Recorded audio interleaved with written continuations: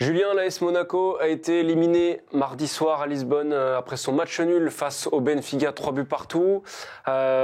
Question très simple, est-ce que c'est cruel ou est-ce que c'est mérité cette élimination? C'est cruel compte tenu du scénario, mais c'est mérité compte tenu du contenu, justement. Parce qu'il y a des impératifs à avoir quand on veut accéder au huitième de finale de Ligue des Champions. Et Monaco, sur ces deux confrontations, et même sur ce qu'on voit globalement depuis le début de la saison, n'a pas ces prérequis-là, parce qu'il faut être efficace dans les deux surfaces. Monaco ne l'a pas été. Offensivement, on a vu des choses qui ont piqué. Ouais. Notamment de la part d'Embolo, et puis défensivement, il y a beaucoup trop d'erreurs. On les compte même plus, des erreurs individuelles, des erreurs collectives. Donc finalement, Monaco est à sa place, et Monaco n'avait peut-être pas sa place en huitième de finale de C1. Ouais, j'ai un peu tiqué devant les réactions d'après-match, moi, de Thilo Kehrer et de Adi Hutter.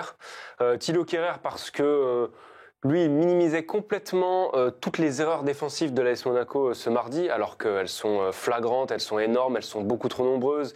Et il y avait cette stat qui est passée donc à l'écran du diffuseur, qui nous explique qu'il n'y a aucune équipe en Ligue des Champions cette saison qui a fait autant d'erreurs que l'ASM amenant directement à un but. Il y en a encore 2 ou 3 ce mardi. Et puis celle de l'entraîneur monégasque, parce que lui estime que Monaco a été bien meilleur en gros que son adversaire sur les 2 matchs. On rappelle que Monaco a joué même 3 fois contre Benfica en comptant la phase de Ligue cette saison. À l'arrivée, vous avez 2 défaites, 1 match nul. Alors si Monaco est vraiment meilleur que Benfica, bon, à un moment il s'agit quand même de le montrer. Alors bien sûr que Monaco a des circonstances atténuantes, il y a l'arbitrage, alors pas ce mardi, mais sur les 2 précédents matchs, et notamment au match aller, bon, ça tourne en faveur du club portugais. Il y a effectivement, parfois la pièce tombe du mauvais côté quand ça concerne l'ASM. Mais on a l'impression que Monaco a payé ses erreurs cash comme s'ils affrontaient une immense équipe telle que le Real ou je ne sais qui.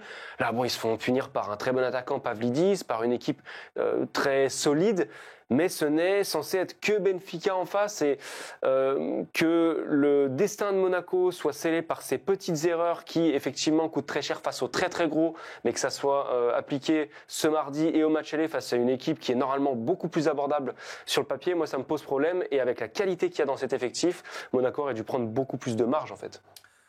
Moi, je crois pas au hasard, je crois pas aux coïncidences non plus. Alors effectivement, sur le match aller, il y a évidemment des choses à redire sur l'arbitrage, mais je pense que globalement, Monaco paye une forme de naïveté, et c'est d'ailleurs cette naïveté qu'on a retrouvée dans les réactions d'après-match, je t'en parlais tout à l'heure, mais Monaco n'apprend pas de ses erreurs, et au bout d'un moment, ça se paye cash, et c'est ce qu'on a vu mardi. Globalement, quand on fait une erreur défensive, on arrête les frais, on balance les ballons quand ils sont à la surface, et là, on a l'impression que l'ASM insistait à chaque fois, essayait de faire quelque chose pour ressortir le ballon proprement. Ça s'est payé cash, ça s'est payé aussi dans l'attitude.